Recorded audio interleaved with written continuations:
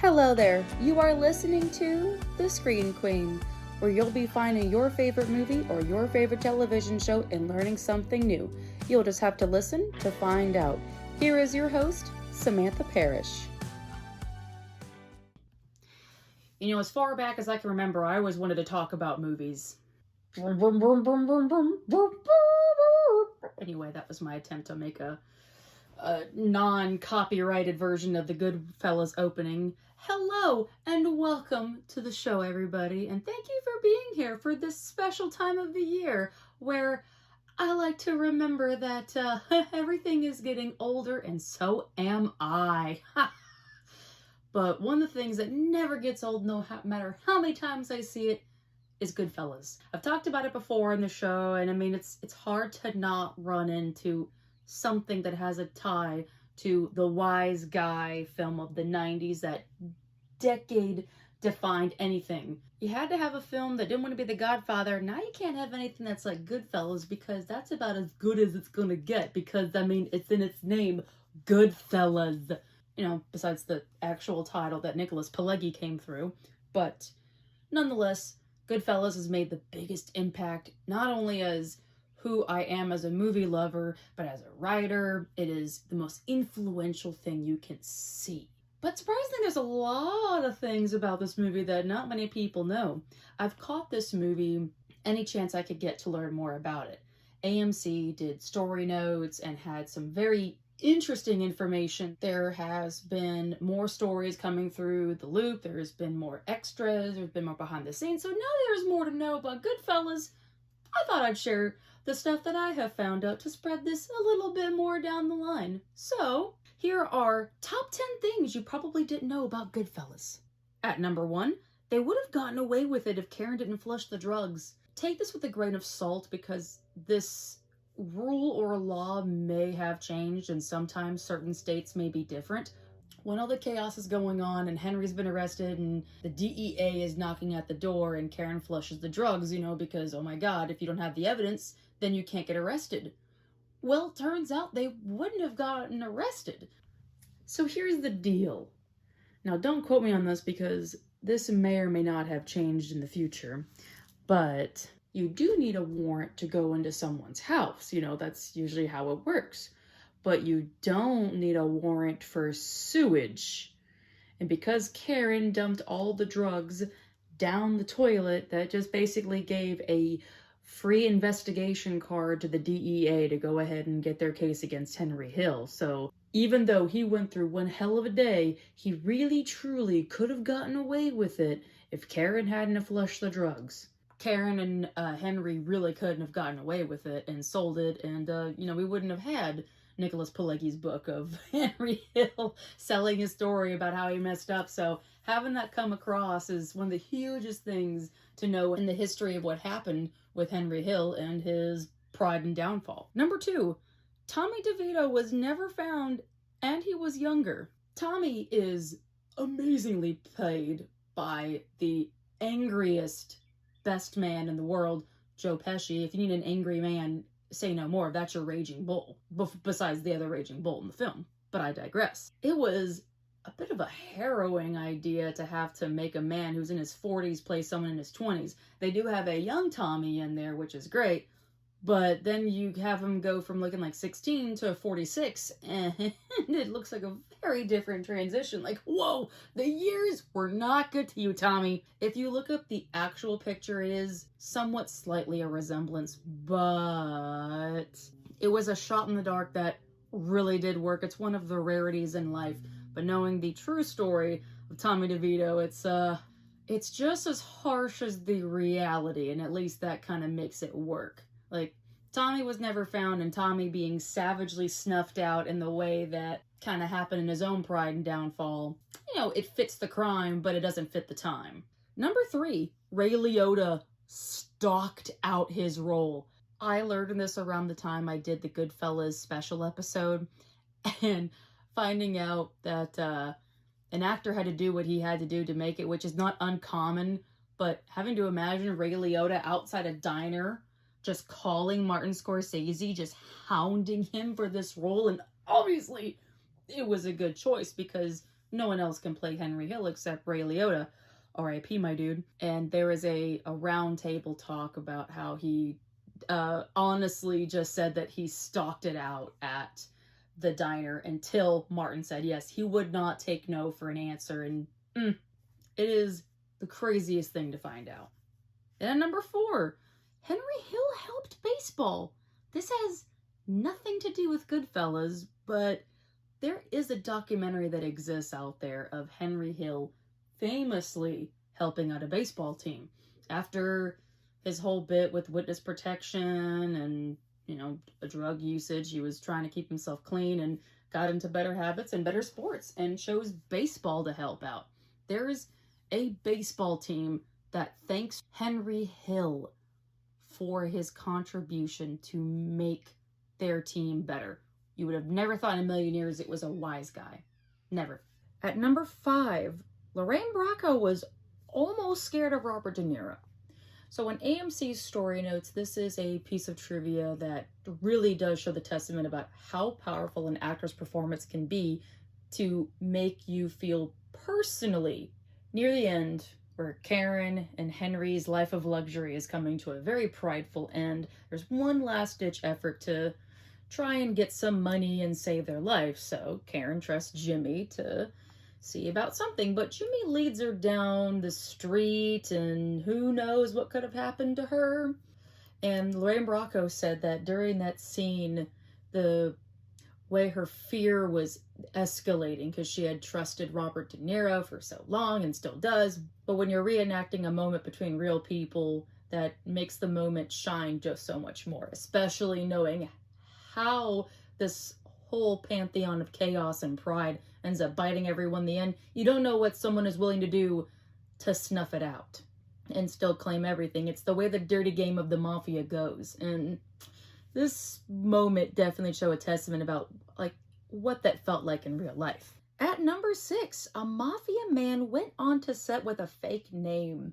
I mean, that feels like it's pretty self-explanatory, but it's one of the most hilarious recent things I learned about Goodfellas.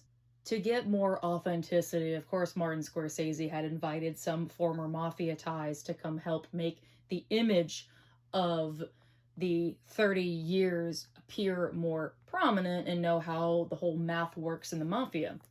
They actually had a real former mafia designer design the clothes for the set. And so they had a little help from another wise guy that walked on set, and no one knows who he is. The fake name that he put down got him on the set, and then Warner Brothers found they were missing some money. You'd think you invite someone from the mafia, and their whole story is about taking money from truckers and Lufthansa heists that a multi-billion-dollar corporation would just be like, oh, it won't take our money, right? Oh, Warner Brothers, where is your brains? I wonder sometimes. So it is still the $64,000 question about where their money went, and it'll never be answered because they still don't know who that mafia man is that walked onto set. All they know is he's probably a wise guy. On to number 7, and this one, has become more known now, but not many people still do. The FBI agent at the end of Goodfellas that puts Henry and Karen Hill in witness protection is a real FBI agent. He even got a bit in the Goodfellas spotlight that came out about 3 years ago, which you can find on Tubi. It's so worth a watch. And this guy had his golden hour to talk about how happy he was to play an FBI agent. And got to tell his wife, so I get to play an FBI agent in a Martin Scorsese movie. That's not a sentence you get to say every day. And in a way, I think it really drives it home. You could get an actor to play that, but to have someone say, no, you fucked up, and you have to do this, and there's no way around it, and this is what it has to be. You have to have the proclivities to say, no, this is your only option, home skillet. You were on some Rolling Stones that not even Mick Jagger could handle, and there's no way to come back from it. And in a way, it's kind of poetically funny to have a real FBI agent have to say all that stuff that basically sums up the whole film. No, you messed up. That's why you're here. It's kind of beautiful. This guy didn't have to give the most FBI performance as the FBI agent, but in a way, it kind of works. So yeah, it's kind of a rare thing to praise the FBI for a movie.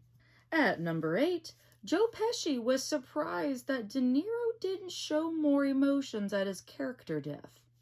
Now, these two go hand in hand like Sonny and Cher, and I am sure De Niro and Pesci take turns on who is Sonny and who is Cher. I think they have to at this point with how their bromance goes.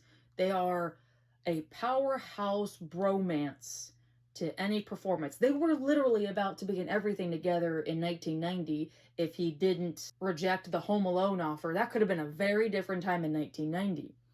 When it came for Tommy DeVito's death to be known, and Jimmy is unfortunately told in the most awfulest way possible, he's gone, oh well, we got to keep moving forward, and that's the way it goes in the mafia. You're here and then you're not, and if you have those connections, you just have no choice but to just keep going because it's the nature of the beast in a place like the mafia.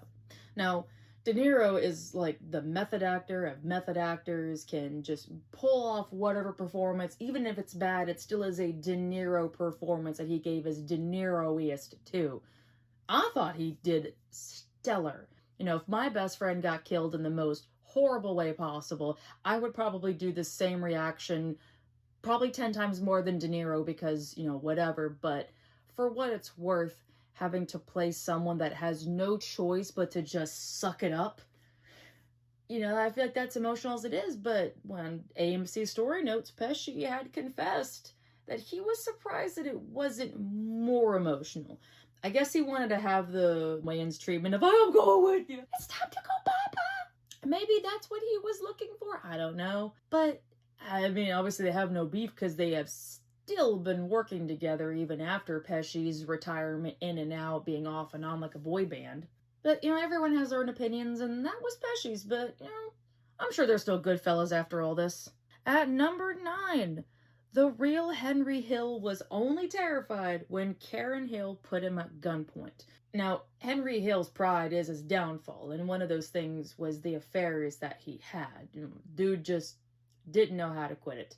So when Karen Hill had enough of his actions, of him doing whatever he wants just because he's in the mafia, does not mean he can get away with it in his marriage, and put him at gunpoint. And after everything that Henry Hill has been through, to be in places that his pride put him through, to be in terrifying scenarios and be okay because he always wanted to be a gangster, well, that did not fucking prepare him for his wife to put him at gunpoint. And for what it's worth, Lorraine Bracco gives the most amalgamations of emotions of a scorned woman that wanted her husband and cannot live like this. The strength that Karen Hill had to go through it is truly, feminine icon in every single way possible. There's these sayings about, who's your feminine rage icon? That's my feminine rage icon right there. And finally, at number 10, Joe Pesci refused ear covers. Now, I mentioned earlier that De Niro, brought method acting to a whole new tee, and of course, Ray Liotta stalked out his role to get this happening, but Joe took it to a level that I am not surprised if he has permanent hearing damage. To get further into character and to really go with the emotions of it all, and this is not Joe Pesci's first rodeo playing a violent character or recreating a violent person, the request to not wear ear covers is, that is quite the controversial decision to endanger your hearing like that. But clearly the guy didn't care and had a great time shooting a gun off while everyone else was covering their ears in time, and everyone wore ear coverage to make sure their ears didn't shatter. But not Joe, because he wanted this to be the most authentic, because realistically, I don't think someone would have ear covers in their ears when something like that happens, because anything the mafia is so sudden. His decision really did pay off, even to the very end where his shooting is the last thing that you see. And I bet you anything, he still didn't wear ear covers then, because, you can't tell Joe what to do. So funny enough, we almost didn't have Goodfellas if it wasn't for what Henry Hill did. But funny enough, Henry Hill is also the reason why the Goodfellas movie is made. When he was really down his times, because after the credits rolled, you see that he went through drug problem, and he's still in witness protection, and he lost his wife because of course he lost his wife. The receipts are bad. And during that time, he still needed to figure something out. Until a guy named Nicholas Pileggi came along and wrote a story and unexpectedly launched into the Hollywood scene and became an iconic story from the downfall of Pride. Like, when you see this film, and yeah, it's promoting something that you really shouldn't be doing, but, you know, that's kind of why we watch the movies, is to see something and how the story goes. The end of Henry Hill's story is what happened when you let pride get in your way. But as far back as he always remembered, he always wanted to be a gangster, and there's always that part of ourselves that just want a certain life, and even if it doesn't turn out the way you did it, you know, that's still the decision at the end of the day. And now Henry Hill's prideful story has led to one of the most iconic films about what happens when you let your pride get in your way. As much as this isn't a life to promote, you can't deny the glamour. You know, they wanted all of these things, they took all of these things, and if they lost it all in the end, and that was their choice, and that was their deal. It's what happens when you live a life like this. You have to take the responsibilities, and it's kind of where Goodfellas has a way to work together to show something amazing that is also amazingly bad in the end of it all, when you make a choice to, you know, be a gangster. But that's why they're called Goodfellas and not Bad Fellas, as that really weird B-movie joke went, and I can't believe I say that, but I miss Ray Liotta enough to make that joke work. So thank you so much for being here to hear 10 interesting things about one of my favorite films. Oh, well, thank you so much for being patient for the way that things have been changing on the show. It's kind of a weird time for me, but getting back to bases has been a big help, so thank you for being here. And if you want to catch up with me in between uploads, you can find me on my Instagram at the Queen of the Screen for more interesting things and very strange viral videos that I've made as of lately. And the Screen Queen is available anywhere to listen to: YouTube, Spotify, Amazon, Apple. I'm sure if you just stuck your head out the window and you hear some screech, it's probably me.